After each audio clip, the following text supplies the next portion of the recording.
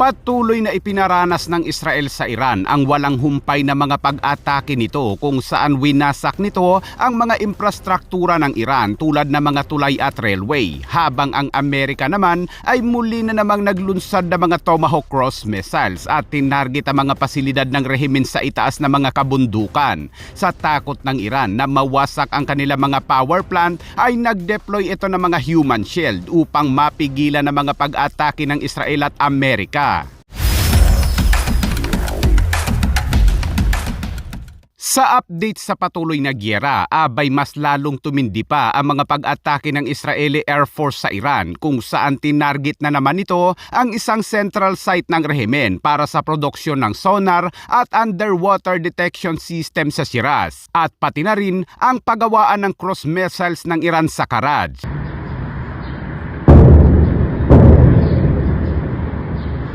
Nagsimula na rin ang Israel sa pagwasak kahapon sa iba pang mga mahahalagang infrastruktura ng Iran kung saan 8 railway infrastructure ang sinira nito sa Tiran, Karaj, Tabriz, Kasyan at Qom, kaya't makikita sa mga larawan ang lasug-lasug na mga railway sa Iran. Ayon sa IDF, ang mga railway ay ginagamit umano ng rehimen sa paglilipat ng mga armas at iba pang mga kagamitan nito sa iba't ibang bahagi ng bansa. היום הם תקפו את מסילות הברזל והקשרים שמשמשים את משמרות המהפכה. הם משתמשים בהם להעביר חומר גלם לנשק, כלי נשק, ואת הפעילים שתוקפים אותנו, את ארצות הברית וגם את מדינות האזור, ואותם פעילים שגם מדכאים את העם האיראני. וזו הנקודה המרכזית.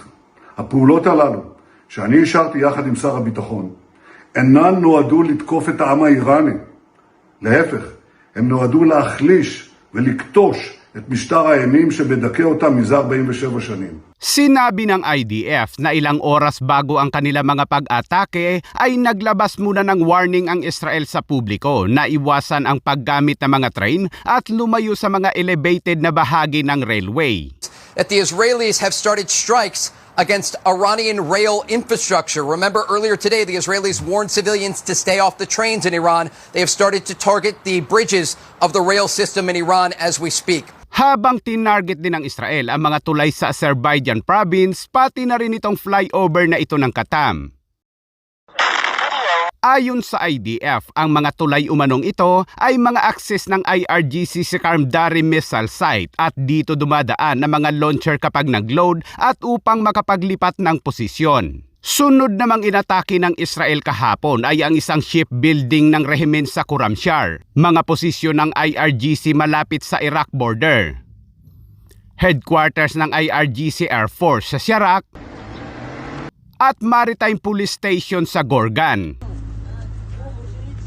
Grabe ang mga ataking ipinakitang yan ng Israel at lahat yan mga kabayan ay puro precise strike, hindi tulad sa Iran na bahala na si Batman kung ano ang tamaan. Naglabas naman ng anunsyo ang Israel kagabi at sinabing nakahanda na ang kanilang puwersang panghimpapawid. Ito ay kasunod ng panlugit ni Trump sa Iran na mararanasan nito ang impyerno sa itinakdang oras. Sinabi ng Israel na higit sa kalahati ng kanilang puwersang panghimpapawid ay ready to strike na at naghihintay lamang umano ito ng go signal. Grabe, ngunit gaano nga ba kadami ang puwersang panghimpapawid ng Israel? Ang Israel ay napakaliit lamang na bansa. Kung ipapatong mo ito sa Luzon lamang sa Pilipinas ay halos 3 times na mas malaki ang Luzon o kasinlaki lamang ito ng Mindoro at Palawan kapag pinagsama. Pero sa air power, kung mayroong 11 fighter jets ang Pilipinas, ang Israel naman ay mayroon itong 300 fighter jets.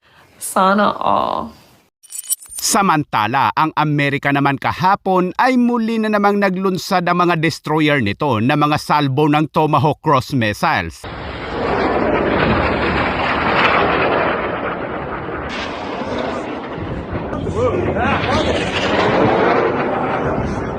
Ayon sa report ay tinarget nito ang mga kabundukan sa Babakohi Mountains sa Shiraz.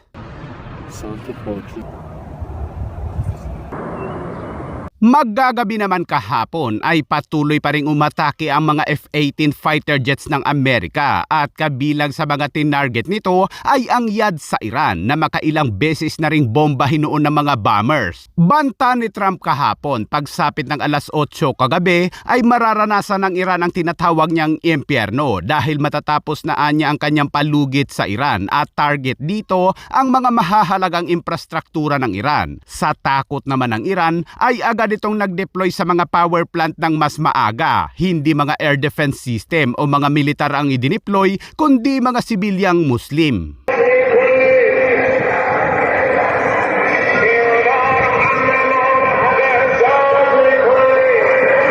Ayon sa mga expert ay isa umano itong estratehiya ng rehimen upang hindi targetin ng Israel at Amerika ang mga power plant nito dahil kung tatargetin man ay marami ang madadamay na mga sibilyan at matatawag na itong war crime dahil sa pagdamay sa mga sibilyan. Maging ang iba pang mga tulay sa Iran ay bantay sarado na rin ngayon ng mga sibilyan.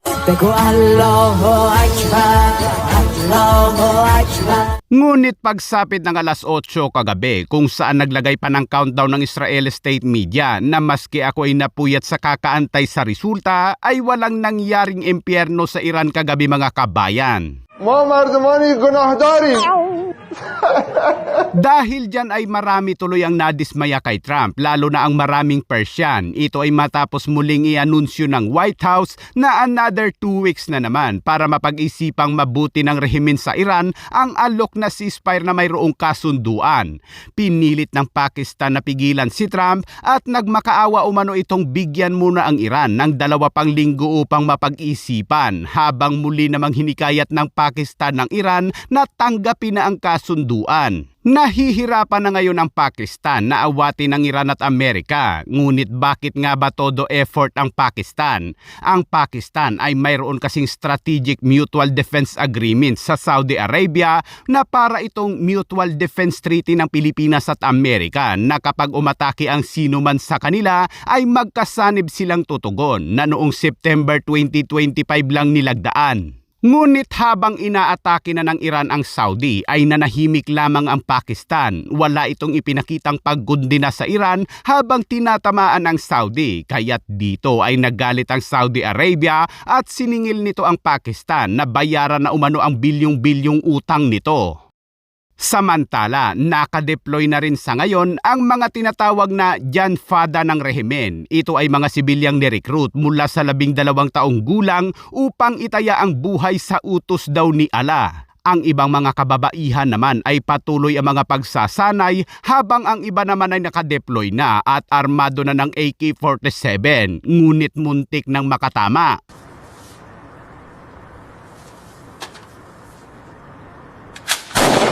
What?